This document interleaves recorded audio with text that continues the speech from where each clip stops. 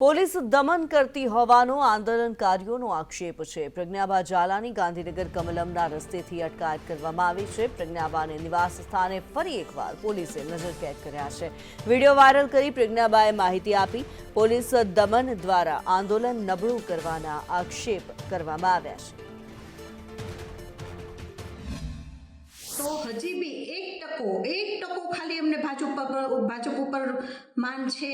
1% जो तमारे न तोड़वू होय तो मेहरबानी करो अमारा ऊपर अने रूपाला ने काढो, नहीं तो हकीकत में आनु परिणाम नहीं सारू आवे। कारण के राजपूतों ने भी दुख थयुं छे, राजपूताणीओ ने पण दुख थयुं छे, पाटीदार समाज ने पण नथी आ वस्तु गमती के रूपाला ने सुकाम पोसीने राख्यो छे ई ज अमने नथी खबर पड़ती। आ तो पछी मने एवुं लागे छे के रूपाला पासे तमारी कंईक दुखती न रग हशे एना हिसाबे तमे एनाथी दबाईने रह्या छो।